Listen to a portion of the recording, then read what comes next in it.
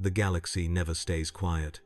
Even silence has a sound in the 41st millennium, the low hum of dying stars, the whisper of a million prayers sent to gods who have long since stopped listening.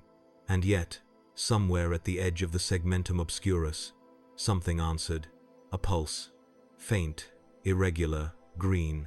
To the Adeptus Mechanicus, it was a mathematical anomaly. To the Inquisition, it was blasphemy. To the Orcs, it was prophecy. Across a dozen systems, augur arrays twitched in unison, vox networks filled with distorted laughter and static. And in the heart of the anomaly, a voice murmured through the warp, deep, steady, and impossible. Still here. The green god had awakened.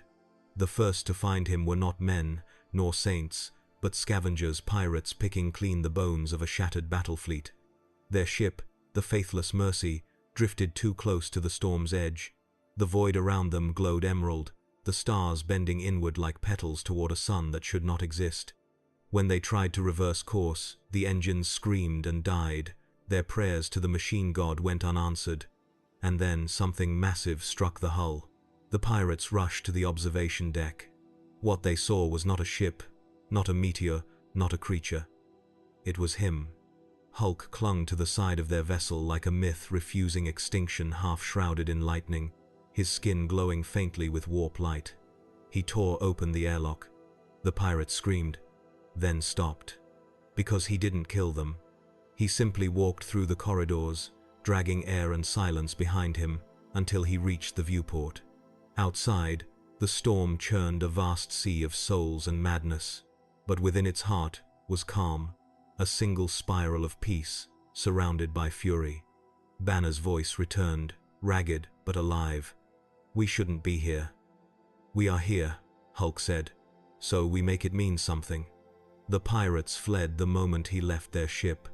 They told their story to anyone who would listen, and many who wouldn't. Within weeks, the rumor spread. Across the void, warbands, priests, psychers, and soldiers whispered of a green god walking through the storms. Some called it heresy. Others called it hope. And for the first time in millennia, the Imperium noticed something other than war. They called it the Warpstorm Crusade. The Inquisition acted first. Of course they did. Lord Inquisitor Valeria of Ordo Malleus convened a council aboard the fortress ship Red Redemption.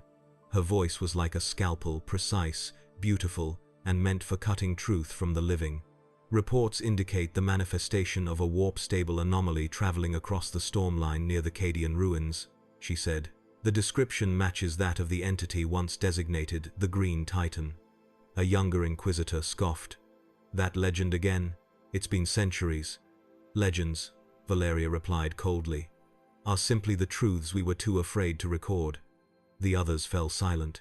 "This thing has survived exterminatus, demonic incursion, and the will of the Emperor himself. We cannot kill it, but perhaps we can learn from it." A pause. "If it resists?" Valeria smiled, not cruelly, but with the certainty of faith that has never had to apologize. "Then it will die, again." Meanwhile, in the Eye of Terror, the warp stirred. The gods of chaos had not forgotten the green god, the creature that had once defied them, the mortal who had tasted their promises and spat them back in silence. In the court of the Prince of Excess, whispers rose like perfume. In the pits of the Plague Lord, laughter bubbled like disease.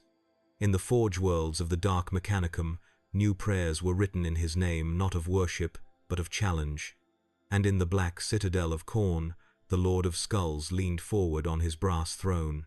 "He still fights," the blood god rumbled. "He kills not for me, but against me. He denies offering." One of his lesser champions bowed low. "Shall we end him, mighty one?" Khorne's teeth split into something that might have been a grin. "No, let him fight. Let him prove himself. When he dies, it will be by my hand, not the cowardice of others." The gods laughed, and the warp echoed with the sound of drums. Back in real space, Hulk walked through the storm. There was no ship beneath him, now only willpower, only direction. He moved as if gravity itself had grown bored of arguing with him. Every step carved green fire into the void. He saw things no mind could bear, entire planets swallowed by thought, the ghosts of suns screaming their own names, ships drifting through centuries as skeletons prayed to empty sky. And yet, wherever he walked, the warp bent. The storms calmed behind him. Broken ships righted themselves. Lost souls found a path home. On one such ship, an old Imperial pilgrim vessel named St. Olvena's Mercy, a child saw him through the viewport. She pointed, eyes wide. "Mama, the angel's back." Her mother turned, ready to correct, and froze. Outside, in the green glow, a figure walked across the void, each step leaving a ripple that shimmered with gold and shadow. He raised his hand. The ship's lights, dead for months, flickered back to life. For one heartbeat, every pilgrim aboard felt warm. For one heartbeat, even the warp was silent. Then he was gone. The St. Olvena's Mercy made it back to Imperial space. They carried no treasure, no weapons, no proof. Only faith. And faith spreads faster than plague. Within months, new cults appeared across 100 worlds, calling themselves the witnesses of the green flame. They didn't worship chaos. They didn't worship the Emperor. They worshipped survival. They preached that even in a galaxy that devours hope, something still watches. That strength isn't purity, but persistence. That the Emperor's silence isn't the end, it's an invitation to stand alone. The ecclesiarchy condemned them as heretics. The Inquisition began the purges. But the purges only made the story stronger. And somewhere deep within the storm, Hulk listened to the echoes. Banner's voice, now calm, almost fatherly, murmured, "They're making a religion out of you again. They'll stop. They won't, they need you. They need to forget me." Banner's voice softened. "That's not how faith works. Then I'll remind them." "Of what?" "That I bleed." He clenched his fists, and the void itself flinched. He was not done. Because even legends need to move, or they become monuments, and monuments are just tombstones with better lighting. Ahead of him, the warp rippled. Something massive stirred. Dozens of demonic signatures bloomed in the distance, coalescing into a shape older than logic, a war fleet of the damned. Engines powered by souls, hulls made of screaming bone, and at its head, a champion of Khorne, wrapped in brass and flame, roaring a name older than any scripture. "Green God, show yourself." Hulk smiled faintly. "You shouldn't have asked."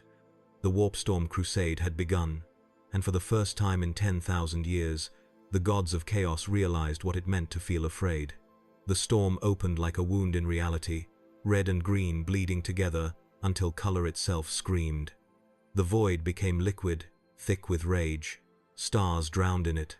From that ocean of madness came a fleet black as despair, gold as blasphemy, 1,000 daemon ships moving as one organism, their hulls covered in shrieking runes. They were not built. They were grown, birthed from the hate of gods. At the fleet's head loomed a vessel larger than continents, the Gore Ecliptic, its prow a colossal skull forged from the bones of slain primarchs. From its decks rose a single voice, a roar that tore through the warp and reality alike. Blood for the blood god. The champion of Khorne had come. He was enormous, even by the blasphemous standards of daemon princes. Armor of brass and black steel fused with muscle and hatred. His twin chain axes screamed the names of worlds they had butchered. His eyes burned not with fire, but with purpose. "Come, green abomination," the daemon bellowed. "You walk in my storm. You kill without offering. You defy the creed of battle. I will take your skull to the throne myself." The storm answered with laughter, thunder in the shape of memory. From the opposite horizon, through a river of lightning and corpses, a shape advanced, slow, deliberate, glowing with cold emerald fire. Hulk. He walked through the warp as if it were shallow water. Every step cracked the void beneath him. Daemons flung themselves at him in frenzy, dissolving to ash before their claws reached his skin. The green god had returned to war. When they met, the storm itself paused. For one impossible heartbeat, the gods leaned in. The daemon prince raised his axes, their teeth singing with the hunger of 1,000 sacrifices. Hulk raised his fists, and the universe exhaled. The first blow shattered light. Axes collided with flesh, and sparks erupted like newborn stars. Hulk caught the daemon's swing mid-strike, the chain teeth biting into his palm, drawing blood that glowed like molten gold. He squeezed. Metal screamed. The chain snapped. The daemon howled in fury, backhanding Hulk across a drifting carcass of a ship. The impact cracked the vessel in half. Souls spilled into the storm like sparks from a forge. Hulk stood amidst them, wiping blood from his mouth. "You talk too much." He leapt. The daemon tried to block. The fist connected with his chest. The shockwave tore through the warp, flinging smaller daemons into oblivion. Planets, long dead and forgotten, shifted in their orbits. Khorne's champion staggered, grinning through shattered teeth. Good. Finally something worth killing. He charged again. They met like colliding worlds. Each punch was a sermon in brutality. Each roar, a prayer to gods who had gone deaf. And in the far reaches of the warp, entire realities cracked beneath their duel. Banner's voice, faint and trembling, whispered in Hulk's mind. "He's not just rage, he's meaning. Every death you've ever caused, every battle you've ever fought, he is that. He's what happens when war forgets why it started." "Then I'll remind him." The daemon brought both axes down. Hulk caught them on his forearms, the blades biting deep. Blood poured bright green, hissing like acid. The daemon laughed. "Even gods bleed." "I'm not a god." Hulk slammed his forehead into the daemon's. The impact broke time. The warp folded in on itself, reeling. The daemon reeled back, dazed, his laughter cracking into disbelief. "What are you?" Hulk's voice was calm, steady, terrifyingly human. "Tired." He drove his fist through the daemon's chest. The gore ecliptic detonated in silence, swallowed by its own collapsing reality. The storm shuddered, as if unsure whether to celebrate or mourn. In the void where the daemon had stood, Hulk floated, his body lit from within by an emerald halo. Banner's voice trembled. "You killed an idea." "No," Hulk said. "I ended a noise. They'll send more." Good. Word spread fast, even through the warp. A god's champion had fallen not to faith, not to another god, but to something without doctrine, without prayer, without fear. The daemons whispered his name now, not in worship, but in warning. The warp began to change. Where Hulk walked, the storms stilled. Where he breathed, the corruption recoiled. And for the first time in an age, the Imperium, the endless ocean of thought and madness, found itself unsure of what it believed. In the Imperium, the Inquisition's Crusade fleet arrived weeks later, following the storm's decay trail. Lord Inquisitor Valeria stood upon the bridge of the Red Redemption, staring at the green-tinted nebula ahead. Her psychers writhed on the deck, screaming verses of contradiction. "What do they see?" she demanded. One of the astropaths lifted her bleeding eyes, her voice trembling like glass. "A man, walking through hell, and hell steps aside." Valeria turned to her adjutant. "Contact the nearest Space Marine chapter. Prepare an interception force. We bring this creature in alive." "Alive, my lord?" "If he's dead," she said coldly, "the Emperor himself will feel the loss." Elsewhere, the orcs felt it too. Across hundreds of warbands, mechs and weird boys screamed as visions burst into their skulls, the image of a massive green figure punching gods through suns. One war boss, his jaw dripping oil and prophecy, rose from his scrap throne and bellowed. "The green outlives, the biggest, smartest, and maddest of us all." The orcs roared. 1,000 WAAGHs ignited across the stars, each one marching toward the same horizon. They didn't know what they would find. They didn't care. They only knew their god was out there and that he was winning. Deep in the Eye of Terror, the four gods conferred again. Khorne growled. Tzientch whispered. Nurgle chuckled. Slaanesh sighed like silk over bone. "He kills your champions," Tzientch said. "He unravels my lies. He resists your decay, old friend. He does not even see you, dear prince." "He offends me," Khorne snarled. "He refuses tribute." "He amuses me," Slaanesh purred. "So much passion, yet no desire." "Then what shall we do with him?" Tzientch asked.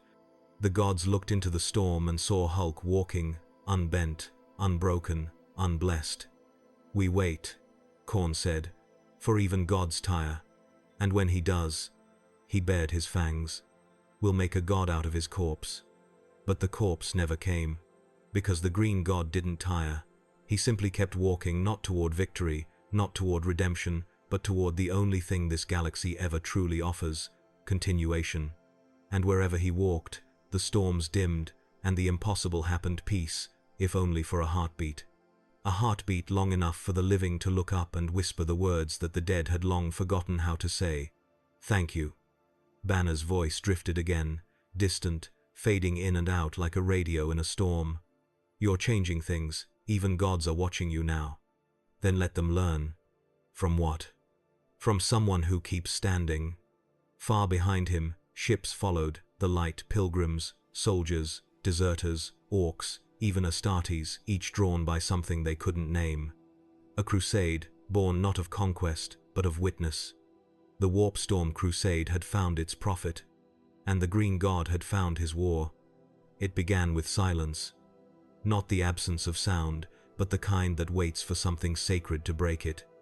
Then came the singing, 1,000 voices, cracked and raw, echoing through the dying warp corridors of the void. Human throats, xeno growls, the shrill hum of servitors whose vocal cords had forgotten language, all united in one impossible sound. A hymn, not to the Emperor, not to chaos, but to him. They called themselves the Choir of Ashes. Refugees, renegades, and zealots who had followed the green light through the Warpstorm Crusade. They gathered behind Hulk, building cities of scrap and prayer in his wake, nomadic fleets bound not by flag or creed, but by endurance. Each ship carried a story of survival. Each voice carried disbelief turned into devotion. They believed he was the proof that the galaxy's cruelty was not eternal, that someone could walk through the worst of it and still refuse to bow. He didn't lead them. He didn't even acknowledge them. But wherever he went, they followed, like the tide following the moon. He stood now on the deck of a shattered warship, half buried in the void. The stars around it pulsed green from the storm's light. Below him, the fleet gathered, thousands of vessels, imperial and heretic and unaligned alike. Their lights flickered like candles in a cathedral too large to comprehend. Banner's voice returned, quiet, reflective.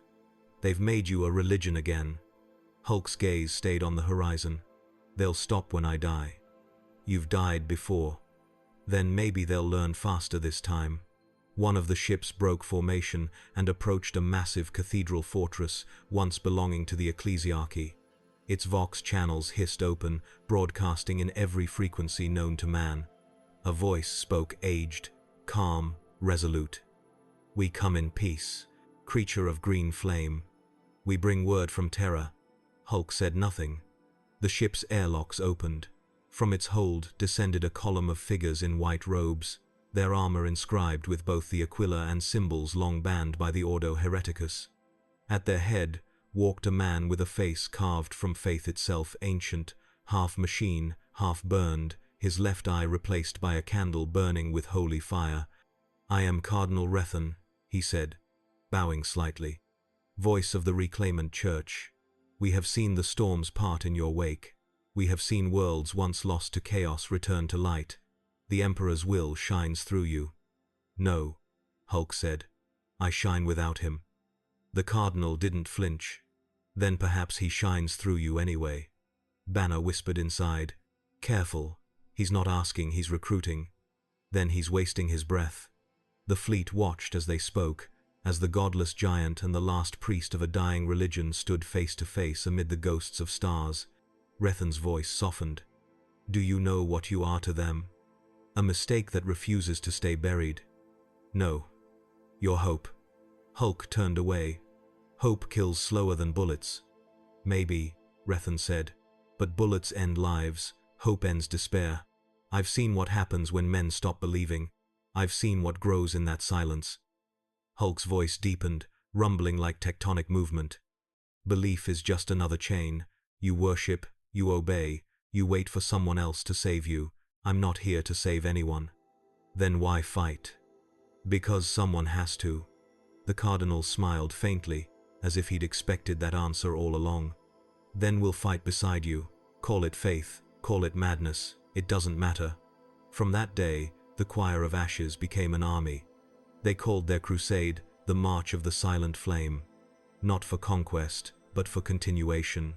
They fought against anything that sought to erase life, chaos, tyrannids, Necron tomb awakenings, even the occasional Imperial purge fleet that mistook them for heretics. Everywhere they went, Hulk walked first, a green beacon cutting through the endless dark. Everywhere they went, the warp grew quiet. Inquisitor Valeria's fleet finally caught up with them in the Segmentum's edge. Her ship, Red Redemption, emerged from the warp like a knife through old scar tissue. She watched the massive convoy on her auspex, a storm of ships around a single impossible signal, the Emerald Pulse at the center. "He's built an army," her adjutant said. "No," Valeria murmured. "The galaxy built one for him." "Orders, my lord." She stared at the hololith. Hundreds of thousands of souls moving through the void in unison, no chaos, no madness, no discord. Simply persistence. "We observe," she said finally. "No interference. Not yet." Elsewhere, within the warp, the gods watched too. Xehanort whispered, his laughter made of equations. "He's spreading equilibrium, balance, how boring." Nurgle chuckled, voice bubbling through decay. "But he makes things live longer. I find that adorable." Slaanesh sighed. "He takes joy in nothing. Such waste." And Khorne said nothing. He only watched. And smiled. Because even gods can admire an enemy who refuses to kneel. The Choir's crusade reached a planet known only as Vortex Theta, a dying world being consumed by a demonic incursion. Skies of fire, oceans of screaming souls. Millions trapped in endless torment. The Choir's fleet descended in silence. As the ships broke through the atmosphere, the daemons howled in laughter until the first green light touched the ground. Then, for the first time in millennia, the warp retreated. The flames dimmed. The air steadied. The sky turned gray instead of red. Hulk stood at the center of it all, fists clenched, body burning like a living sun. The daemons surged a tide of teeth and lies. He met them alone. There are no words for what followed. Only impact. Only endurance. He tore them apart not as vengeance, but as cleansing. Every punch erased a curse. Every roar silenced a god. The Choir watched from afar, unable to move, unable to believe. And when it was over, when the last daemon faded into dust and the last echo died, the world was quiet again. Vortex Theta was clean. They named the site Sanctum Hulcus, though he never allowed them to build shrines. But still, they came pilgrims from across the stars, soldiers broken by too much obedience, psychers begging for silence, orphans from planets the Imperium had long abandoned. They came and stayed, because for the first time in memory, the warp was quiet. And in the quiet, they could sleep. Banner spoke softly that night as Hulk stood atop the world's tallest spire, staring into the stars. "You did it again." "For how long?" "Long enough. For them." "For them," Banner agreed. "Not for you." Hulk's expression didn't change. "I don't need peace. I just need them to remember it's possible." The stars shimmered faintly green above him, as if nodding. And for a single heartbeat, even the galaxy seemed to hold its breath, watching, waiting, learning. On that world, a plaque was carved by mortal hands. Here walked a being who refused every master. He gave us nothing but the chance to stand. It was not a prayer. It was a reminder. And reminders, like legends, never die. The green storms receded from Vortex Theta like waves after the tide. For a rare and fragile moment, the galaxy blinked, and in that blink, it almost looked alive. But peace never goes unnoticed in the 41st millennium. It is the kind of noise the galaxy cannot abide. Lord Inquisitor Valeria of the Ordo Malleus watched the transmission feeds in silence. The Red Redemption hung in orbit above the cleansed world, its augurs bathing the surface in prayer-coded data. Every report said the same thing. No warp traces, no psychic residue, no taint. It was impossible. Valeria leaned on the console, her steel fingers tapping the carved aquila etched into the surface. "Even daemons leave scars," she whispered. Nothing leaves nothing. Her adjutant, a young savant named Callus, glanced at her nervously. And yet, my lord, the readings are clear. If it weren't for the crater fields and the green glass, one might think nothing happened. Valeria's expression didn't change. That's what terrifies me. She turned to the hollow projector, where the faint silhouette of the Hulk recorded from distant auger arrays flickered in grainy light. A green monolith walking through fire. There, she said softly. That is not the Emperor's work. Callus hesitated. Permission to speak freely, my lord? Denied. He spoke anyway. What if he sent it? Valeria's gaze cut through him like a blade. The Emperor does not send. He judges, he condemns, he demands, but he does not share his power with anyone, least of all a creature that refuses to kneel. On the world below, the choir of ashes was rebuilding, or trying to. They didn't know how to live without fighting. Peace was alien to them, sharp, uncomfortable, full of memories they had no words for. Children born under the green sky learned to laugh before they learned to pray. And that alone was enough for the Inquisition to call it heresy. Valeria stood before her assembled council aboard the Red Redemption. Inquisitors, tech priests, sisters of silence, the kind of room where words are weapons and silence is judgment. She activated the holo. The image of the green storm flared before them, followed by the footage of Hulk's last battle. This creature, she said, walks through warp storms without corruption. He silences demons. He restores worlds. And because of that, he must be stopped. A murmur rippled through the chamber. Stopped, my lord? Asked one of the sisters. He purges where we fail. He saves where the Emperor's light does not reach. Valeria's voice was cold steel. And that is exactly the problem. The Imperium does not need another god. One is quite enough. The sister bowed her head. But what if he truly serves him? Then he will not need you to argue for him. The silence that followed was heavier than gravity. Later, alone in her quarters, Valeria sat beneath a wall of candles, each flame representing one sin she had absolved through execution. There were hundreds. And yet, for the first time in centuries, she did not light a new one. Her reflection stared back from the blackened window, the face of a woman carved by faith, haunted by the weight of obedience. You see the problem? Banner's voice whispered inside her mind. She froze. Who speaks? Not him. Just what he leaves behind. Her rosarius glowed faintly. She reached for it, trembling. Daemon. No, the voice said. Memory. She turned, scanning the empty chamber. Nothing, only candlelight. You hunted him long enough, the voice continued. You've seen what he is, what he isn't. You know he's not chaos.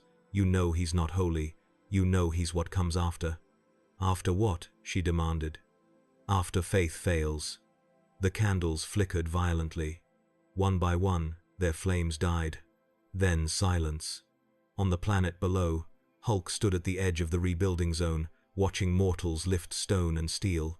He didn't help this time. He just watched. Banner spoke quietly inside.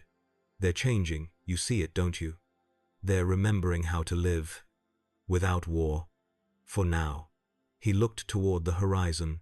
The warp shimmered faintly, like a bruise healing beneath the skin of reality. You can't stay here, Banner said. No. No. She's coming.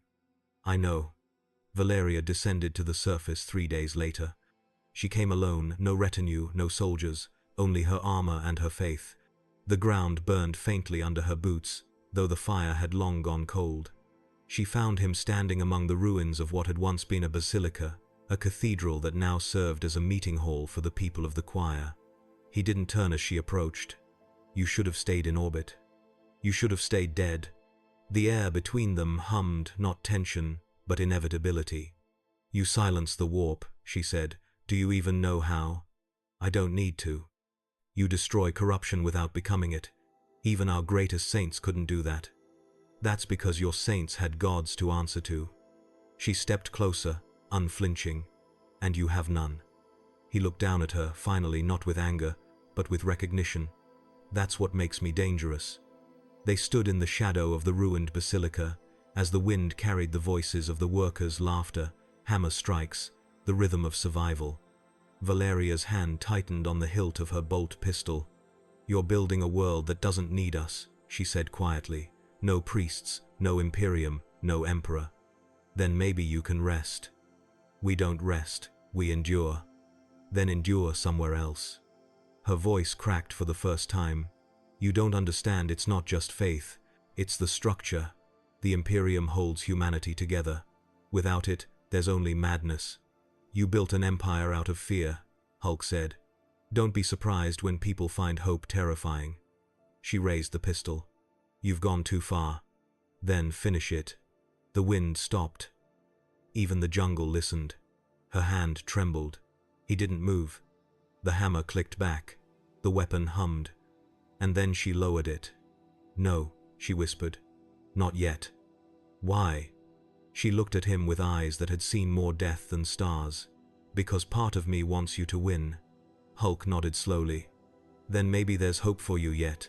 "No," she said, turning away. "There's only consequence." She left the world that day without a word. But her ship didn't leave orbit. It stayed watching, listening, waiting. And in her private logs, she wrote one line before sealing them under inquisitorial cipher. "If he is what comes after the Emperor, then perhaps the Emperor was never meant to last." In the months that followed, the choir grew stronger. Worlds once lost to madness sent emissaries. The storm fleets brought survivors from every faith and faction. And though Hulk never claimed a throne, they began calling him by a new name whispered even on Terra itself. The Unbroken Witness. Banner's voice returned one night as he sat beneath the cold stars. "You should rest." "I don't know how."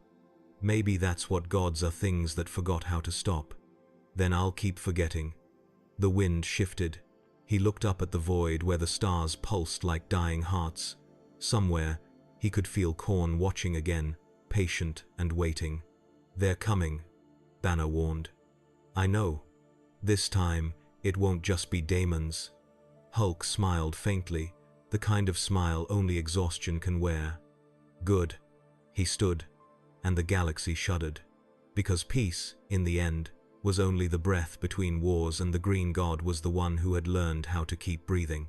The first flame began on Katashan, the second on Vortrex Theta. By the time the third world burned, they were calling it the Age of Fire and Silence. No one agreed on who started it, only that every planet once touched by the Green God now stood between the Imperium and chaos like cracks in the galaxy's armor. Neither side could claim them, but neither could destroy them. They existed in defiance of belonging, and in a universe addicted to ownership, that was heresy. Lord Inquisitor Valeria knew it would come to this. Faith always eats itself when it runs out of enemies. Her fleet hung in orbit above a dead system, 30 ships strong, their engines quiet, their crews whispering prayers they no longer believed. She stared at the hololith. Every point of green light marked a world Hulk had cleansed or cursed, depending on the scripture you read. "We waited too long," said her adjutant Callus. "He's not one man anymore, he's an idea." Valeria's jaw clenched. "Then we burn the idea." Callus hesitated. "What if burning it only spreads it?" She turned, eyes cold and ancient. "Then we will teach the galaxy to fear warmth."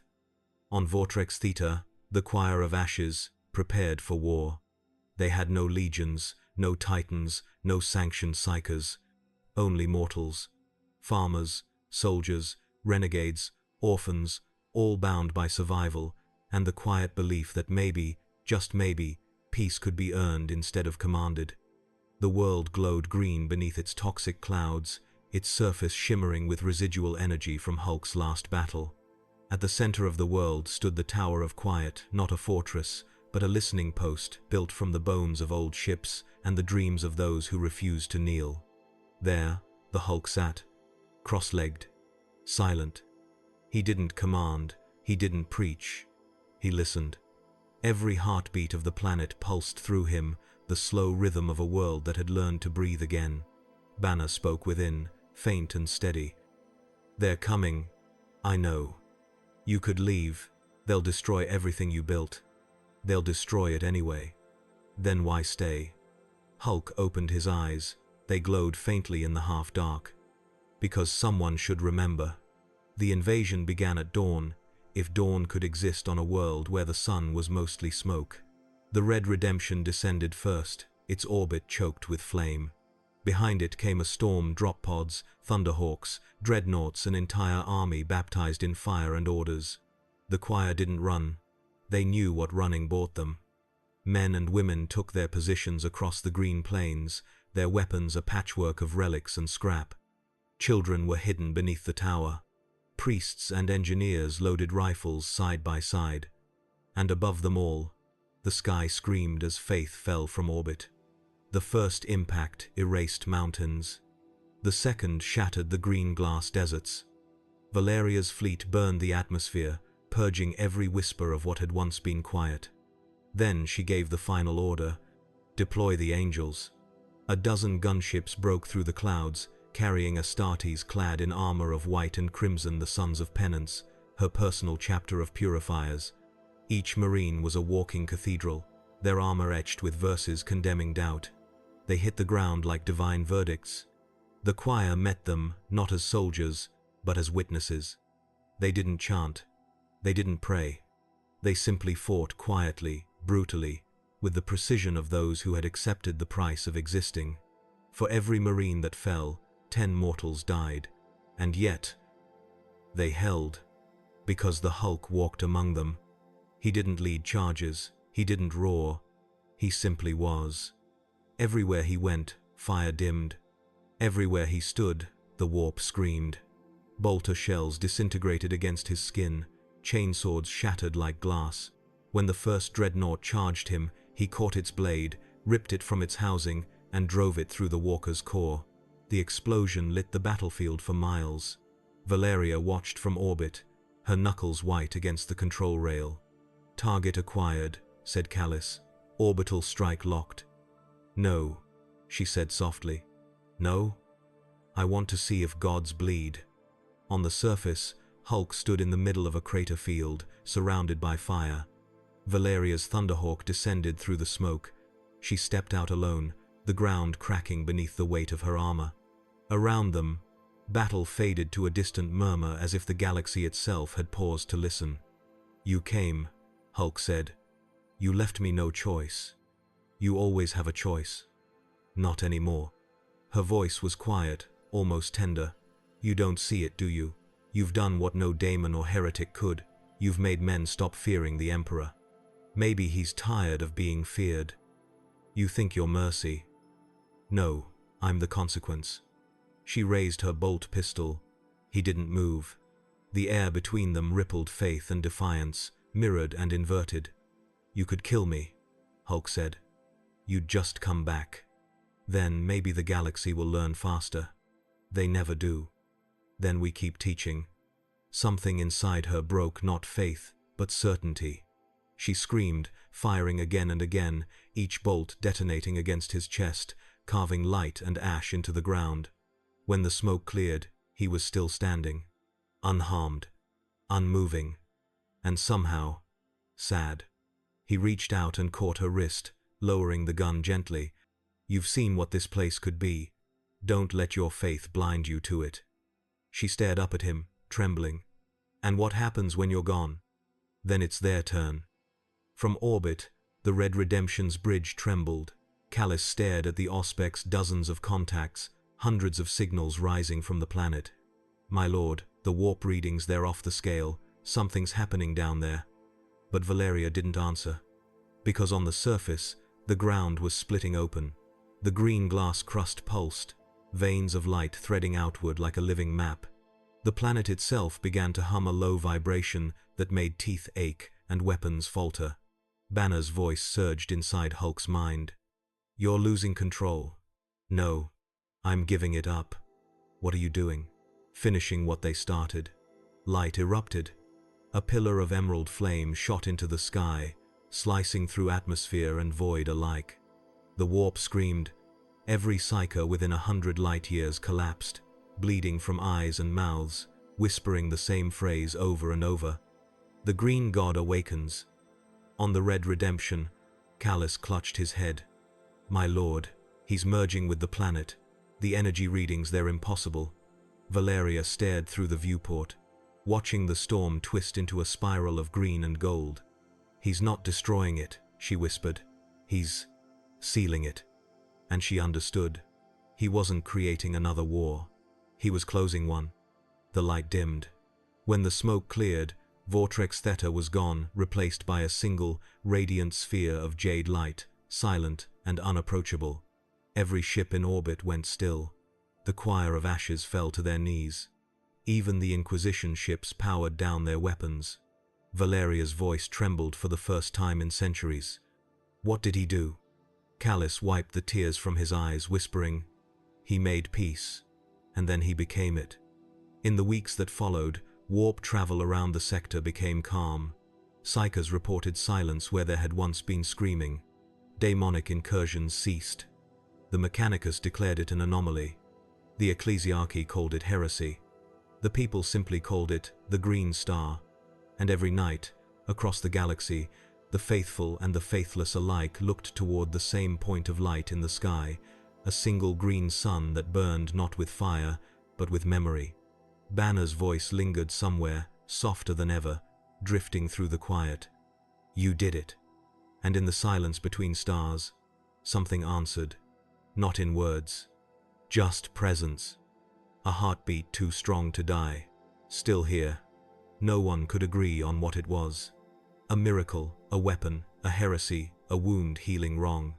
But everyone agreed on the name. They called it the Green Star. It hung where Vortex Theta had once burned, a jade sphere without heat, throwing no shadow, singing no spectrum the Mechanicus could own. Vox relays went quiet in its presence, warp echoes fell still, and even the tireless machine spirits of augur arrays found themselves listening. Ships made their translations near it, the way pilgrims kneel at the threshold of a cathedral, clumsy, reverent, afraid. And across 100 worlds, children pointed at the night and said what their parents would not dare. He stayed. The Mechanicus were the first to arrive in greed rather than in faith. A crimson armada materialized at the star's rim, their hulls heavy with reliquaries and reasons. Archmagos Deltas 9 intoned 1,000 permissions to dissect the unknown and received, in answer, only silence. They lanced the surface with Auspec's prayers forged before Mars had learned humility. The returns came back as music, with no notes coherence beyond numbers. A Skitarii spearhead approached in formation, offering Binharic courtesy to a sun that would not speak. At 20,000 kilometers, the first Skitarii's augmetic eyes went blind, not broken, closed. At 10,000, every weapon safed itself. Rites failed. The locks that had never been unlocked without liturgy simply clicked, obedient to a higher quiet. At 5,000, the Archmagos heard a pulse that was not sound, not a voice, not a command, a reminder. Remember what machines were built to do. Keep. Save. Carry. Deltas 9 bowed his many heads. The fleet withdrew. They recorded a verdict heretical and beautiful. Some things are not for extraction. The Orcs came next, because prophecy is louder than reason. 1,000,000 Teef wagered that the Green Star was Gork and Mork shouting the same punchline. Gargant fleets belched smoke into holy vacuum, banners of oil and belief snapping in a wind that wasn't there. They arrived bellowing joy. They left confused. At the star's edge, the WAAGH, thinned, not weakened, answered. The noise they worshipped found itself reflected back as shape. Fury, yes, but harnessed. Want, but not hunger. A few weird boys laughed until they cried, clutching their heads like lanterns. The biggest warboss in 3 sectors hurled his claw at the light and found his arm pausing mid-swing, as if a giant hand had caught his wrist and asked, why? He didn't have an answer. They seldom do. They drifted away, muttering. Some painted their plates with quiet green and stopped shooting for a day to see what happened. For Orcs, it was a revolution. For the galaxy, a miracle disguised as nonsense. The Tyranids never approached. Hive tendrils bent around the star as water bends around a rock that remembers a river. Mycetic paths altered, shadow in the warp recoiling as if from antiseptic poured into a wound that believed itself the whole body. On the pens of distant savants, a single line in 1,000 treatises. Observed avoidance behavior, hypothesize allergic response to coherence. They didn't know what it meant. They wrote it anyway. In the grim darkness of the far future, even truth becomes paperwork. Chaos noticed last, not for lack of curiosity but because contempt is a kind of blindness. Khorne sent a fleet, and learned there is no blood where silence reigns. Tzientch sent a spell and discovered some equations refused to play. Nurgle sent a blessing, and watched it wash off like rain from carved jade. Slaanesh sent a song, and heard it return as a single note so pure, it split desire into sorrow. They did not stop. Gods never do. But their laughter, for a while, was quieter. The Red Redemption remained in orbit, like a pen poised above a confession. Lord Inquisitor Valeria stood alone on her observation deck, candles unlit, hands unclenched. Faith had always been her weapon. Now it felt like an oath asked to listen. Callous, dutiful and changed, spoke softly. "My lord, the sector stabilizes wherever the green star is visible. Pirate activity drops. Warp translation losses are halved. Local cults unify under civil law instead of schism. Even the tithe flows improve." Valeria said nothing. Her eyes stayed on the sphere that was not a sphere. She hated it, she trusted it, she feared what that meant about her. "Orders?" Callis asked. "We wait." For what? For consequences. Below the line of sight, consequence had already found work. The Choir of Ashes no longer a caravan of desperation but a polity in all but name built stations on the star's safe lanes. Not fortresses, hospices. Places where failing Gellerfields could limp, where broken hulls could be welded without a priest to scream the engine into compliance, where children could point at a window and know what direction hope was. They called themselves wardens, not guardians, too proud, not priests, too cruel. Wardens keep doors, not thrones. They wrote no new creed. They posted a single notice in 1,000 tongues on 1,000 bulkheads. No banners here, no prayers required. Help if you can, rest if you must, leave what you took, take what you need, make it easier for the next. It was the only doctrine in the sector that no one shot at. Hulk was nowhere and everywhere. He had not died. He had changed jobs. Within the Green Star, a thought moved like tectonics. Not divinity decision. Banner's voice drifted through an ocean that had learned to be calm by remembering how to storm. "We should have done this earlier," Banner said, with the mercy only hindsight thinks it owns. "Couldn't," Hulk answered. "I wasn't ready." "Are we? In there?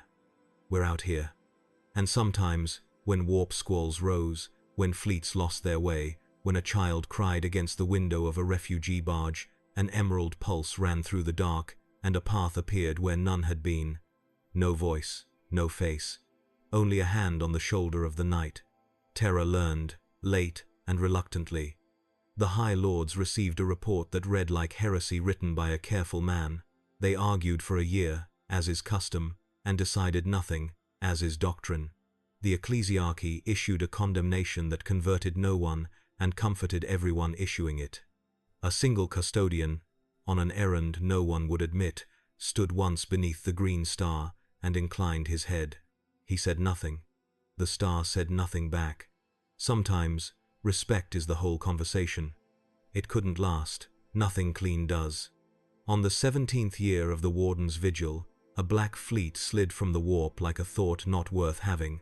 8 pointed stars, screaming hulls, vox howls.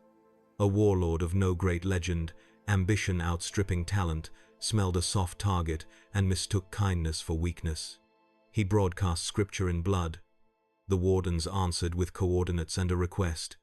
"Refugees inbound, please hold fire." He laughed and opened batteries.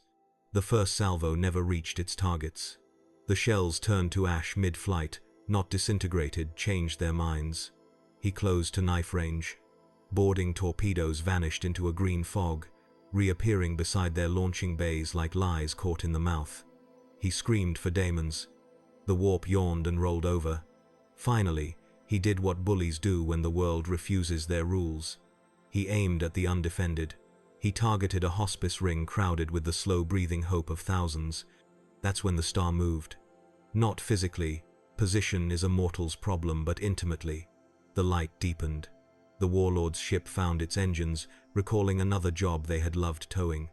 The vessel turned, gently, against every command, barked in panic, and slid away from its prey with the humility of a drunk escorted home. Every lumen aboard dimmed to twilight. In the quiet, his crew heard their own breath, then the sobbing laughter of men who had not been spared often enough to recognize it. He fled. He told himself he had chosen to. The wardens logged the incident as resolved by ambient phenomenon. No casualties. They added a note to the notice board. No warlord privileges. Valeria watched the feed and exhaled a breath she had meant to turn into an order. He refuses to rule, she said, almost to the candles she'd not lit. He chooses to permit. Callus, who had grown older without permission, nodded. Then our work is easier. No, Valeria said. Harder. We were built to judge. Now we're asked to discern. She opened her private codex, the one no seal could sanctify. She wrote without law to translate. I sought a heretic and found a standard. We once feared new gods. We never imagined a refusal to be God. The green star does not command. It remembers. Perhaps that is heavier. She sealed it with nothing and slept without dreams. Years gathered. The star cooled into custom. Trade lanes kinked to pass by and offer a prayer they would not call prayer. The wardens became a word children could spell without blood. On 1,000 shrines, statues of saints gathered a subtle green patina, and no one scraped it off. The choir of ashes, now 1,000 crews who owed each other everything, carried stories to the edges. A marine who laid down a bolter for a wrench, a sororitas who sang lullabies to ship spirits, a weird boy who learned to whisper, not peace practice. And whenever someone asked why, an old spacer would point at the jade point in the black and say, because it's possible. In a galaxy that lives on the word impossible, that was sedition enough. Inside the star, Banner sat with Hulk on a shore without distance, listening to quiet move. We can't fix them, Banner said. Not our job. What is? Hold the door. For how long? Hulk looked at the endless dark, where storms pretended they were the whole sky, until they learned to keep it open themselves. And if they don't? He smiled, the way mountains might if they remembered jokes. Then, I keep standing. A pulse spread outward, subtle, patient, enough to nudge a failing Geller field back to usefulness, enough to guide a lost pilgrim convoy toward a lane, enough to make a child on a hospice ring stop crying and sleep. No trumpets. No banners. Just continuity. One last attempt came, as all tales require an alliance too grand to be wise, a chaos princeling in borrowed brass, an apostate cardinal with poems for knives, a rogue fabricator who loved data more than men, and the remains of a splinter hive that had learned mimicry. They arrived with the arrogance of finales. They left with nothing but a rumor that the star had shown them a reflection too accurate to endure. On their wrecked return courses, the princeling quieted, the cardinal wept, the fabricator deleted his last theorem, and the hive splinter turned on itself in a frenzy that looked, to distant aspects, like shame. At last, even the Inquisition learned the correct liturgy: leave it be. The red redemption broke orbit, its wake tidy as a tucked sheet. Valeria left a single buoy behind, transmitting on an open band every hour. This is not a shrine. This is not a fortress. This is a lane. Walk it well. Callus asked, before the last jump, what do we do when it fails? Valeria, who had found a way to be faithful without being deaf, answered, we don't plan for failure. We plan for stewardship. And somewhere far from law, a warden etched those words above an airlock in grease pencil and didn't clean it off. The green star burned. Not hot, not loud. Just there. Ships came broken and left repaired. Pilgrims arrived late and left on time. In the wakes of convoys, tiny eddies of silence settled into systems that had forgotten how to exhale. The gods still raged, the Imperium still bled, Tyranids still ate stars and orcs still painted teeth on rockets. But in a million cockpits, a jade glint on the horizon made hands steadier, made wrists less hungry for triggers, made voices softer when they said, go. In the calm between pulses, something spoke without words, the way gravity speaks. Still watching. and in the grim darkness of the far future where no one forgives and nothing ends. That was, impossibly, enough. Centuries passed, and the galaxy forgot again. It always does. Empires rot faster than the stones they build upon. Faith burns brighter than the candles that feed it. And memory, no matter how sacred, always fades beneath the noise of the next war. But the green star endured. It didn't fade. It didn't move. It simply stayed an unblinking eye in a universe that refused to sleep. And that, more than anything, began to frighten people again. The Mechanicus had long declared the star non-intervention sanctum, but generations breed curiosity like infection. A young Magos named Clyra, 1-2, forged of steel and wonder, could not leave a question unanswered, not even one sealed by gods and ghosts. Her ship, the logic of faith, arrived at the edge of the star's quiet. She broadcast 1,000 prayers, each translated into a different dialect of machine code, binary, and dream language. No answer came. So she did the thing every child of Mars eventually does. She broke a rule. Her ship dove closer. Inside, servitors whimpered as circuits overloaded from silence too dense to compute. Clyra watched the readings spiral into impossibility.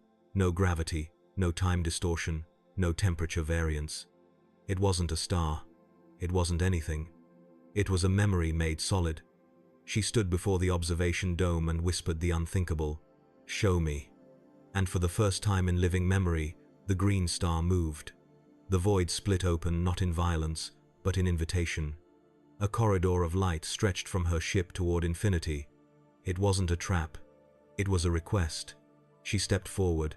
Her body dissolved into data, into atoms, into thought. And then she saw a world of color beyond reason, carved from emotion and matter fused together, oceans of calm, mountains built of sound, rivers that ran with the dreams of the living. And in the center, sitting upon a plateau of quiet light, was him. Hulk. He wasn't green anymore, not in the way pigment understands. His form shimmered between shadow and energy, both infinite and contained. His eyes were stars, reflecting back all the wars they'd seen and none they'd started. He looked up, and when he spoke, it was not thunder. It was gravity, remembering how to be kind. "You shouldn't be here." Clyra knelt not from worship, but instinct. "I sought understanding. Understanding kills wonder. Ignorance kills worlds." He smiled faintly, a mountain acknowledging rain. "Then you've come to argue with a storm." She dared another question. "Are you alive?" "Sometimes." "Then what is this place?" "A reminder." "Of what?" "That everything breaks, but not everything ends." For 3 minutes or 3 lifetimes she spoke with him. She asked about the warp, about the Emperor, about gods and men and the meaning of survival. He answered only in fragments, truths too heavy to lift in one mind. When she asked what she should tell the galaxy, he said, "Tell them I'm not waiting." For what? For forgiveness. Then the light folded, and she was back aboard her ship. The data drives were empty. The sensors recorded nothing, but her eyes glowed faintly green. She returned to Mars and said nothing for 20 years. Then, on her deathbed, she whispered one phrase into the vox of her adepts. "He's still listening." And across the Mechanicus, 1,000 machine priests paused mid-prayer, uncertain whether they had just heard hope or heresy. The Imperium had changed in her absence. Faith had hardened again. The ecclesiarchy had grown teeth, and even silence was taxed. But the green star was still there, the one thing no decree could burn. Valeria was long gone, but her words had outlived her. Leave it be. Most obeyed. Some didn't. On a far world of fire and industry, the High Lord of the Navis Imperialis ordered the construction of a weapon capable of piercing the star, a spear of god metal powered by captured warp storms. They called it the Penitent's Lance. It fired once. The beam struck the star and vanished, absorbed without sound or light. For 7 days, every ship within 5 sectors found itself adrift, all systems dead, all hearts heavy with something that felt like grief. When power returned, the green star was still there unchanged. But every machine involved in the Lance's creation bore a new message carved into its core data. You already know how to destroy. Try remembering how to build. The project was never mentioned again. Elsewhere, the orcs told their own version of the story. To them, the Green Star was the biggest WARG that ever happened, one so loud it went quiet forever. Some weird boys swore they could still hear it, and whenever they fought, they'd pause mid-battle, stare at the sky, and mutter, "Boss still watchin'." Then they'd fight harder. The orcs, in their own stupid holiness, were the only race that never tried to own it. In the warp, things were changing too. Tzeentch's great schemes began to fail in the Green Star's shadow. Khorne's blood rivers flowed slower near its light. Nurgle's plagues found victims who healed instead of festering. And Slaanesh remembered, for in that endless quiet, they heard something that even pleasure had forgotten: contentment. It enraged them, but it also made them think. And that, for a god, is the most dangerous contagion of all. The Green Star became a crossroads, a rumor, a sanctuary for those who had nowhere left to run. The wardens kept their promise. They never built temples, never charged tithes, never called it holy. They just kept it open. Ships limped there, broken by war. They left whole again. No miracle, just repair. A planet of rest made from one man's refusal to kneel. One day, a storm ship arrived without name or heraldry. Its crew, refugees, mercenaries, psychers too burned to dream, asked only for silence. They received it, and among them was a boy. He had green eyes. He didn't remember his world or his name. When asked where he came from, he pointed at the star. He told me to go. They kept the boy. He grew, and when he spoke, his voice was calm, not loud, not angry, just steady. He didn't preach, he didn't fight, but when machines failed, they started working near him. When men quarreled, they stopped. Someone whispered, half in awe, half in fear, "He reminds me of him." And somewhere, within the light of the Green Star, something smiled. Banner's voice echoed faintly, a thread across eternity. "You see that? Yeah. You think he'll do better? He'll do different. Is that enough? It has to be." The galaxy rolled on, blind, furious, magnificent, doomed. The wars never ended, but in the black between them, the Green Star shone like an apology that refused to fade. It didn't save everyone. It didn't change everything. It just remained. And in the grim darkness of the far future, where even gods envy endurance, that was enough to make them whisper once more, from hive world to starship, from shrine to battlefield, "He's still watching." And in the silence that followed, the galaxy for just a breath felt lighter. It began with a rumor that moved like frost across glass. The Green Star dimmed. Not much. Not enough for machines to measure with confidence. Enough for men to panic. Wardens whispered it first in dry-throated meetings beside cold tea and open schematics. Pilots said the lane felt longer. Psychers woke without screams and, frightened by the absence, started crying for a reason they could not name. On Terra, a bell rang that had not rung since the heresy, not the loud bells for war, but the small one for council. The High Lords called it a conclave of continuance. Others called it what it was, a trial with the verdict written and the defendant absent. The defendant was a star, and a man, and a refusal. Lord Inquisitor Valeria would have presided if time had not dismissed her from duty with honor and dust. In her place stood 3 iron and parchment, oath and appetite. Canoness Judicant Marielle of the Argent Reverie, voice like a blade blessed in tears. Archmagos Clyra, 1-2 reborn, no relation to the girl who had once walked the corridor of light, and yet carrying her ghost in every decision. Chancellor Vex of the Administratum, a mouth that turned numbers into law and law into hunger. They did not sit together.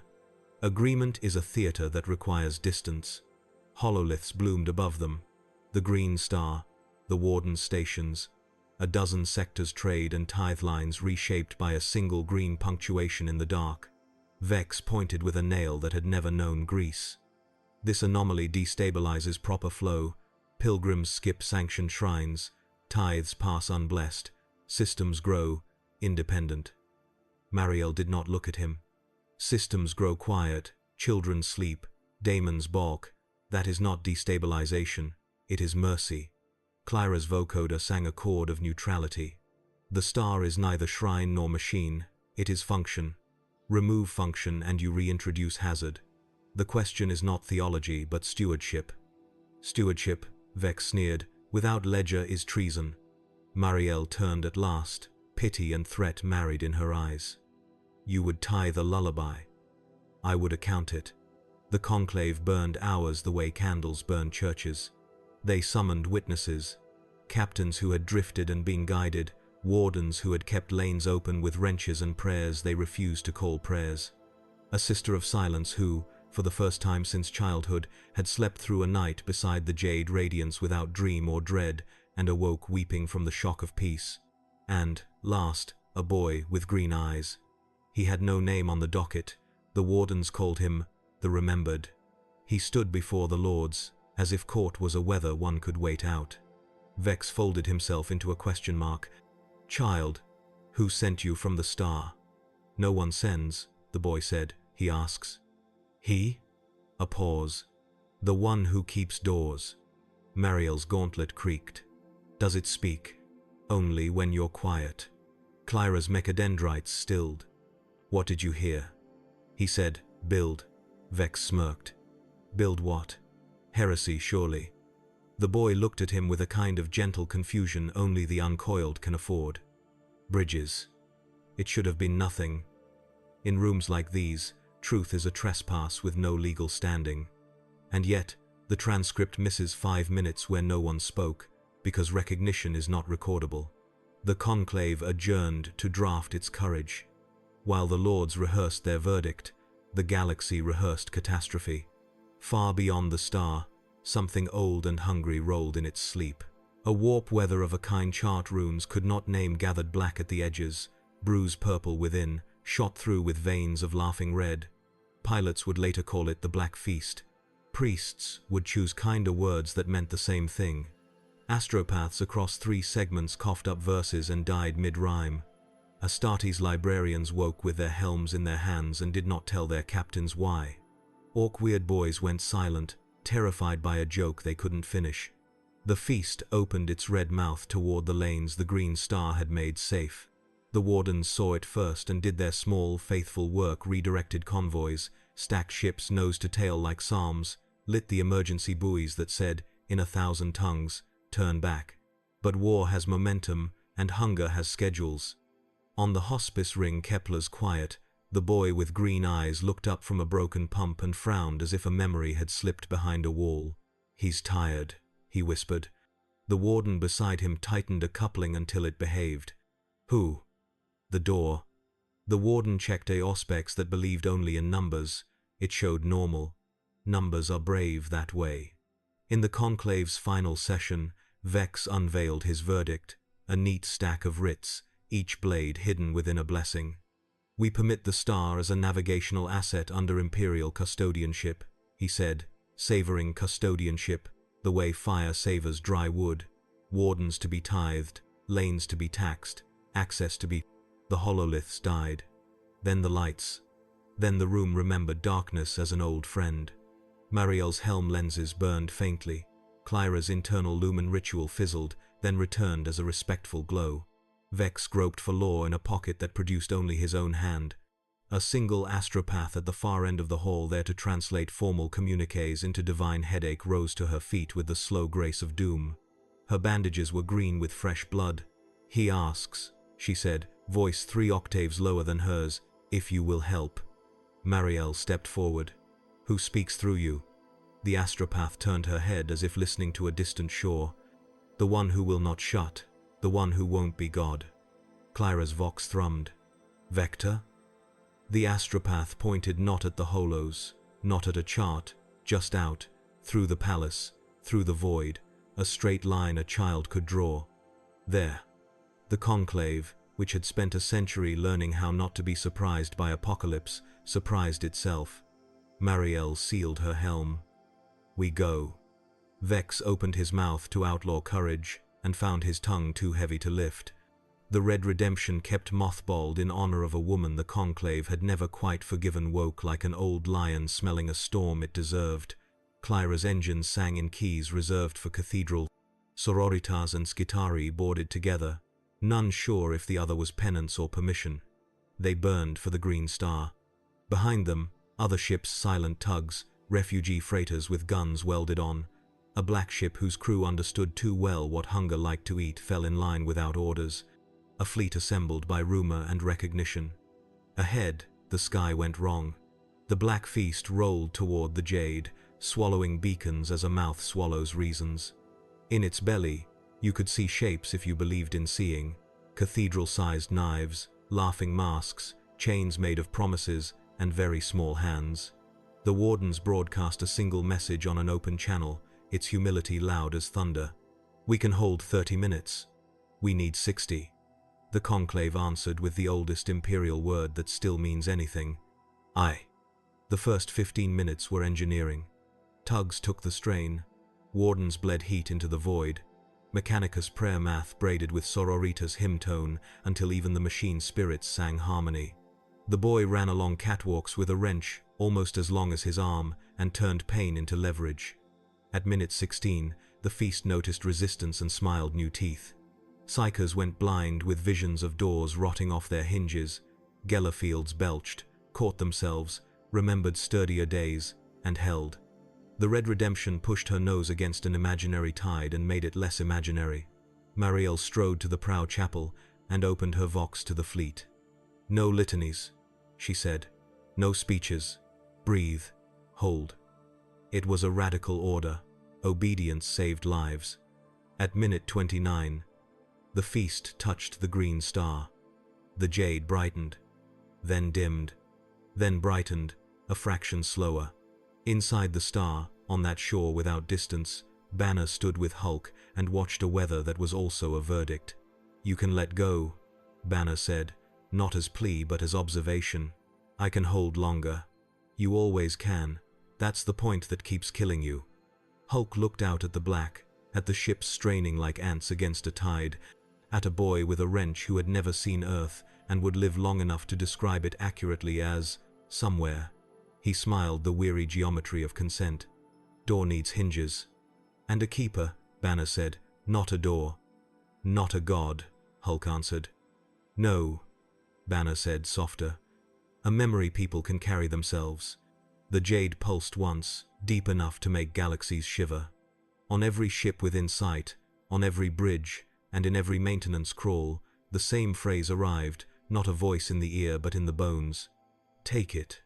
Clyra's hands moved before thought, rerouting power the way a mother reroutes blame to save a child. She drew diagrams in the air that didn't exist until she believed them. The star's rhythm bled into her engines gave back a steadier beat. Marielle braced her palms on the chapel rail and surrendered a certainty she had loved more than most people surrender their lives. She did not pray for victory. She prayed to be useful. The Wardens spread the load across rings like bakers sharing bread. The boy turned one last valve and felt something old and green put a hand on his shoulder and then take it away. The Green Star dimmed. Not out. Shared. Power arced.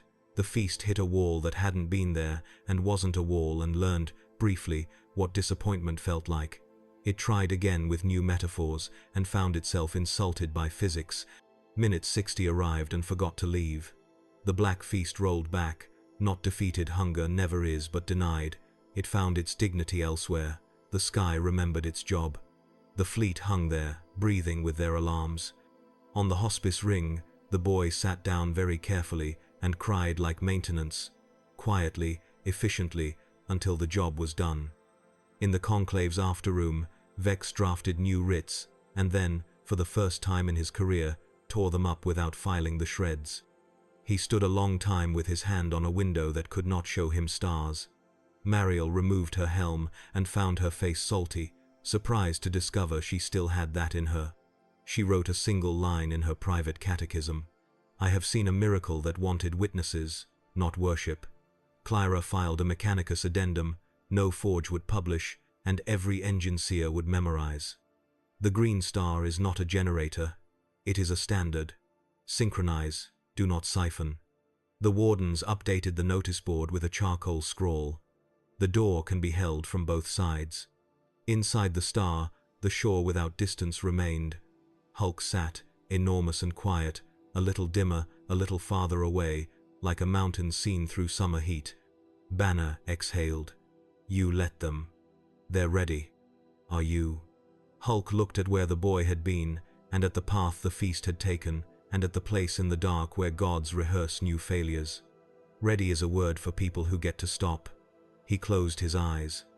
The jade pulsed, not brighter, not bolder, steadier. "Still here," he said, and it was not defiance anymore, it was attendance.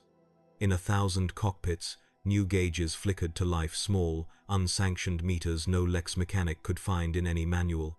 They measured nothing engineers had names for, and everything captains needed. Enough.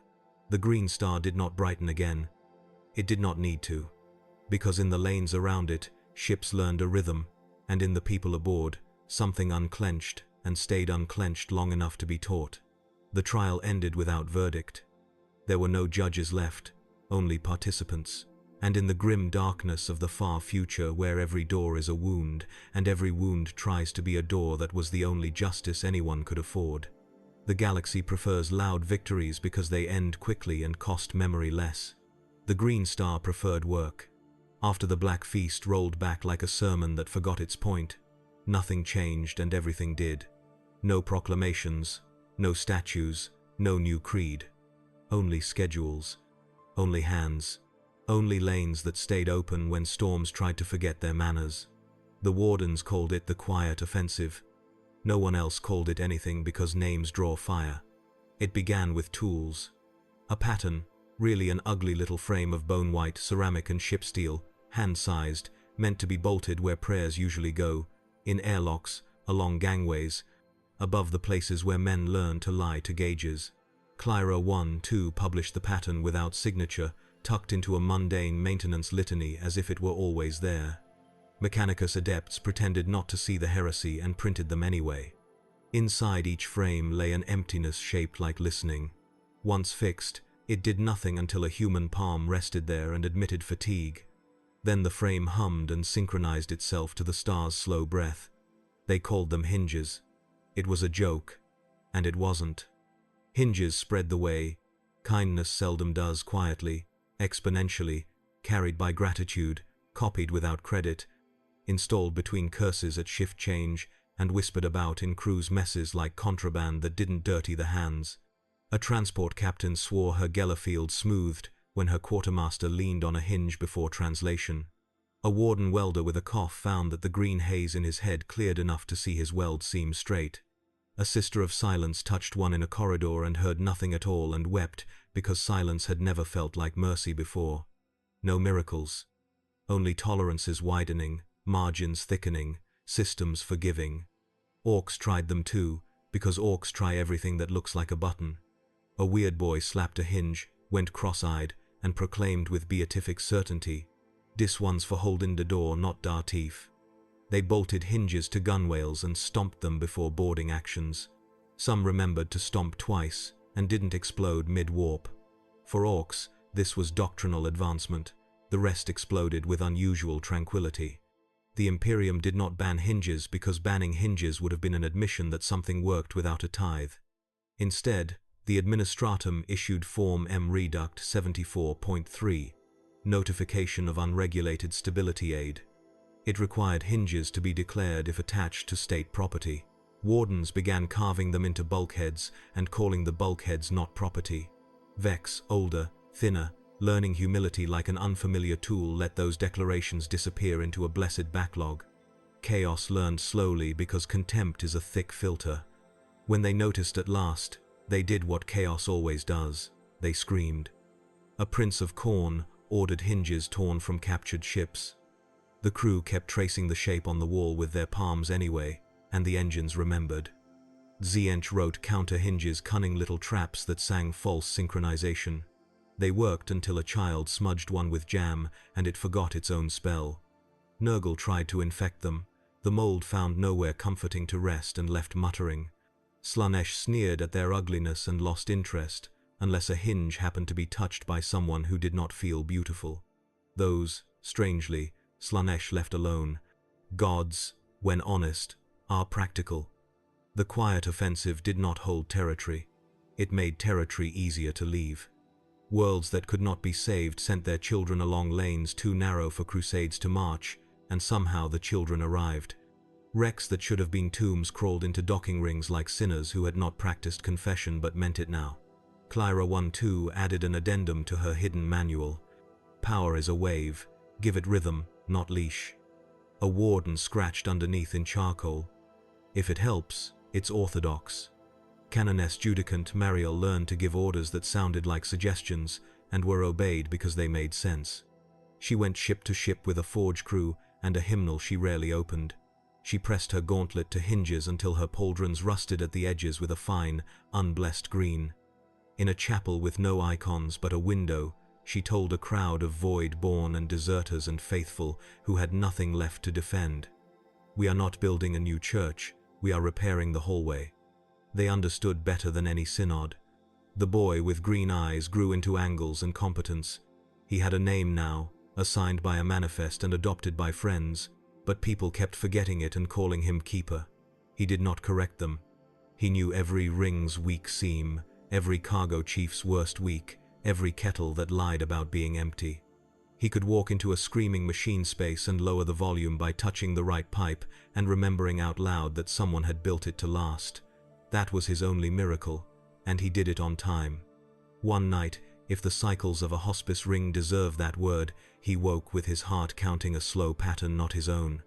He dressed, took a wrench, and went to the outer maintenance deck where the jade light bled into darkness like ink into good water. I can't hold it alone anymore, he said to no one, very gently, as if breaking good news. The stars answered with the kind of silence that happens when someone listens without trying to fix you. A Necron tomb world woke on the edge of the Warden's map, because endings like to audition for relevance. Its pylons bit into the sky, its scarabs went about old errands with admirable focus. A harvesting ark cut a convoy in half and began cataloguing screams. The quiet offensive has no fleets. It has favor. 3 tugs and a relic escort frigate arrived, outgunned by mathematics.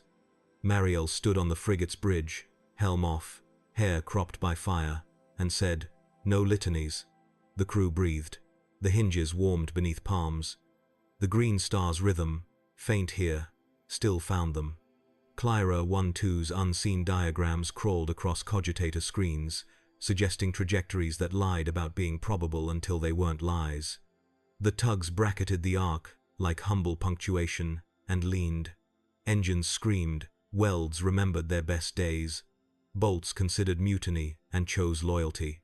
The ark drifted, not defeated, but reconsidering. Warriors phased aboard. The Keeper met the first with his wrench and a remark. "This is a corridor." He did not strike first. He braced.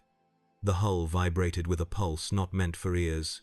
Something old in the Necron spine remembered a door it had once refused to enter. The warrior hesitated by a fraction of a machine's disdain. That was enough for a sister to step in and finish a sentence history had started. The ark left, not routed. Shamed. Wardens logged. Incident resolved by persuasion and talk. Necrons do not feel shame, the treatises say. The treatises were not there. The Mechanicus tried to tithe hinges officially. The forms stalled. Clyra 1-2 suggested a different economy. Pay with maintenance. So worlds began to send crews in lieu of coin teams that had only ever unbolted in anger and now learned to bolt in trust. The Wardens taught them how to listen to a pump that lies and forgive it anyway. Some stayed. Some returned to their foundries and started fixing things for reasons that were not fear. That was treason in the right direction. All this time, the green star dimmed by a degree the eyes could not see and the heart could. Not dying, diffusing, like a fire learning to be coals so that others might cook. On long-range auger, the jade grew softer, spread wider, became less a point and more a clause. A Lex Mechanic wrote, impulsively and anonymously, "He is teaching the sky to remember him." The sentence was flagged for poetry and deleted. The idea stayed. Chaos tried a new kind of ugliness, quiet sabotage. Agents slipped aboard rings and ships, not to bomb but to argue. They whispered antiques. If no one rules you, you will drift.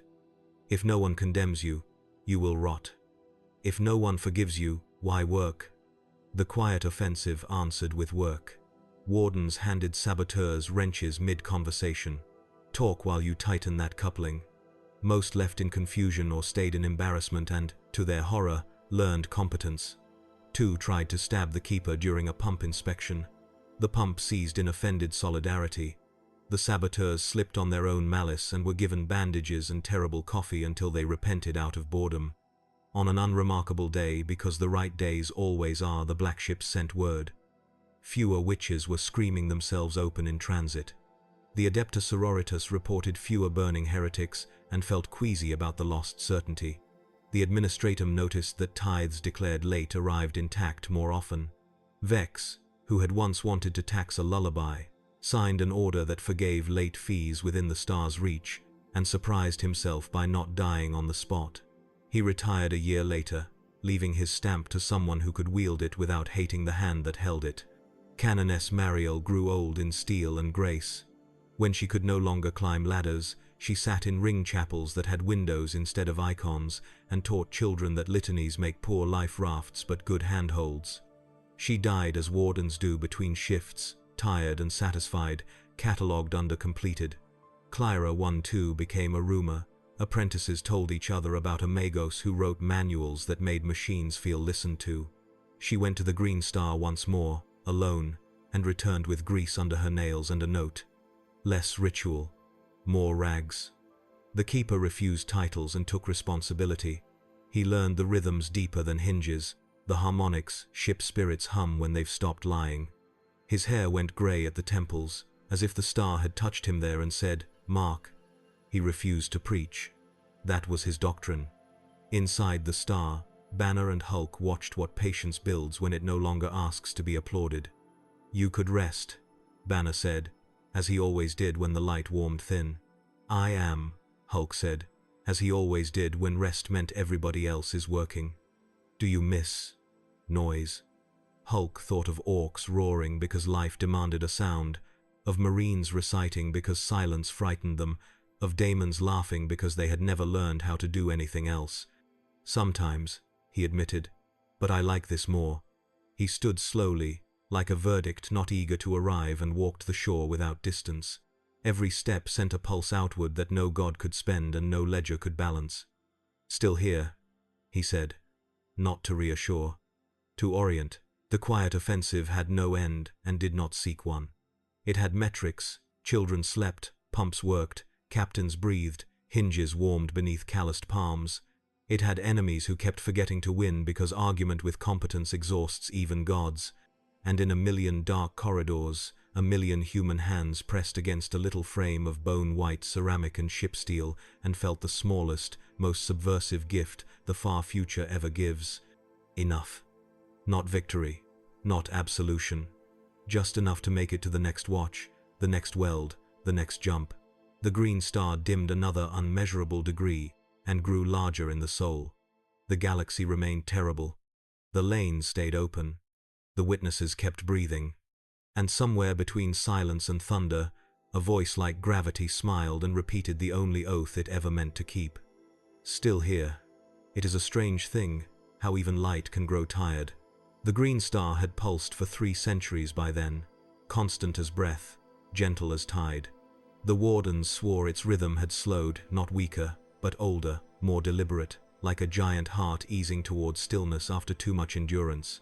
The lanes remained open, the hinges still hummed, the worlds that circled the jade horizon still slept without dreams. But among the elder wardens and the psychers who remembered storms, a question began to spread. What happens if the star stops? The Administratum pretended not to hear the question, filing the hush into routine. The Ecclesiarchy declared the star an auxiliary relic and prayed louder. The Mechanicus listened, but quietly, because every machine knows the sound of a motor running past its design life. And far below the bureaucratic noise, aboard the hospice ring Vigilant Mercy, the keeper woke with his pulse out of rhythm. He sat up in his bunk, fingers pressed to the hinge built into the bulkhead. No hum. The star's heartbeat was missing. He rose, dressed, and walked the empty corridors toward the viewing dome. The lights there were dim, washed in a softer green than memory allowed. Outside, the star still shone, but something in it had changed. It was not dimmer. It was leaner. "You feel it too," said a voice behind him. He turned. It was Clyra 1-2, ancient now, her metal face softened by rust and humility. "He's thinning," she said, diffusing. "He's giving the rest away." The keeper frowned. "He is the rest." Perhaps that's the point. They assembled the wardens. No proclamations, just quiet agreement among those who still fixed pumps with reverence. If the star's strength was leaving, they would not hold it back. They would share the load. Ships rerouted energy grids to resonate with the hinge frequency. The old hymns of the sororitas were rewritten as maintenance checklists. Children traced the star's pulse rhythm in chalk across bulkheads to teach the metal how to listen. Every ship that had ever followed the green light answered the call. Not a fleet, a conversation. In the void beyond the lanes, chaos gathered. The gods were not blind. They had felt the star's calm spreading through their storms like an infection of stillness. Tzeentch whispered, "It unravels my web." Khorne snarled, "It dulls my blades." Slanesh murmured, "It steals my audience." Even Nurgle sighed, "It heals too much." For the first time in millennia, all four agreed on something. They would end it. The Black Feast returned, swollen and howling. Entire warp currents coalesced into its maw.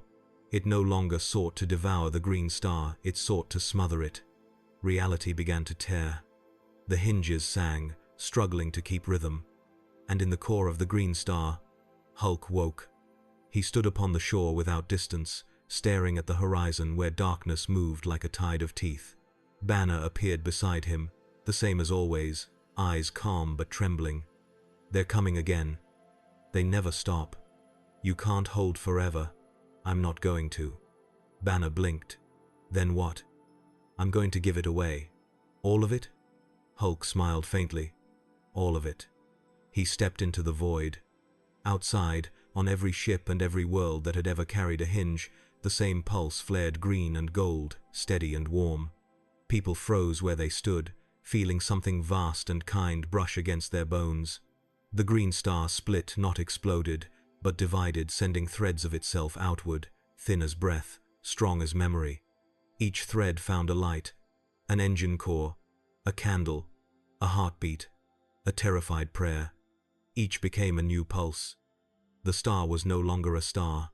It was everywhere. The Black Feast struck. The void turned red. Warpstorms screamed. But when the tide hit, it found no single door to break. Instead, it met 1,000 small ones, millions each one held by a human hand, a mechanical limb, or something that had once been afraid but chose not to be anymore. The hinges glowed.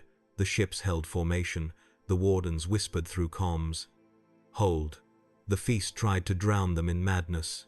The hinges hummed in reply. The rhythm spread engine to engine, soul to soul, until the very fabric of the warp began to vibrate in time. It wasn't loud. It wasn't violent. It was steady. And chaos, which feeds on chaos, began to starve. On the edge of the storm, Canoness Mariel's successors, her daughters in armor and will, led their fleet into the fray, not to kill but to anchor. "Sing," one ordered. Thousands of voices joined, not hymns of conquest, but maintenance chants, the sound of labor done with care. "Check pressure, seal faith, talk hope," they sang. Even the Mechanicus joined, binary codes cascading into rhythm. The warp hated it. It fled from organization. And in the center, where the star had been, a shape walked through light and shadow. Hulk. Half there, half not, burning with quiet resolve. He reached into the heart of the storm and closed his hand.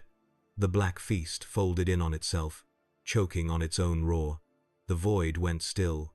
For a long while, nothing moved. Then, slowly, the green light returned, not bright, not centered, just present. The star was gone, but the lanes still shimmered. Ships still hummed. Hinges still pulsed under palms. The quiet offensive had become permanent.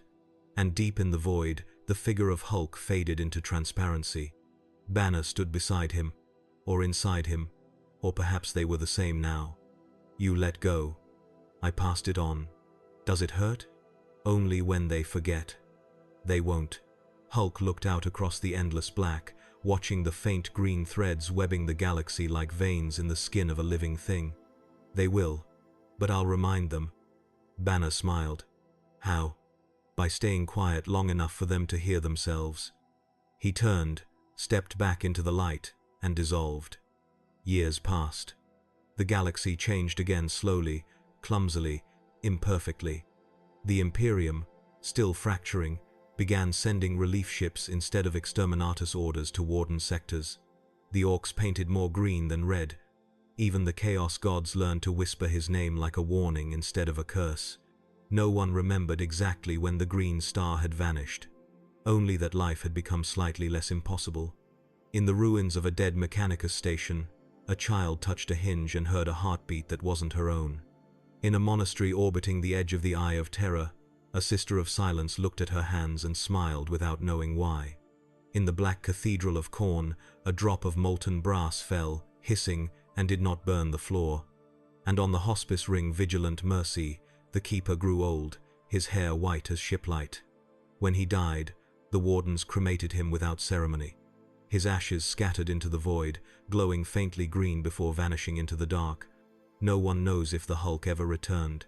Some say he became the pulse of the hinges themselves. Some say he waits beyond the warp, rebuilding it one quiet breath at a time. Others whisper he walks again, unrecognized, aboard the smallest ships, fixing what breaks without thanks. But all agree on one thing. Whenever the engines stutter and the void begins to scream, whenever fear starts to win, there's always that faint pulse. Slow, steady, patient, still here. And somewhere, beyond even gods, something smiled, not triumphant, not tired, just content. The universe exhaled. And for a heartbeat that stretched across eternity, the grim darkness of the far future wasn't dark at all.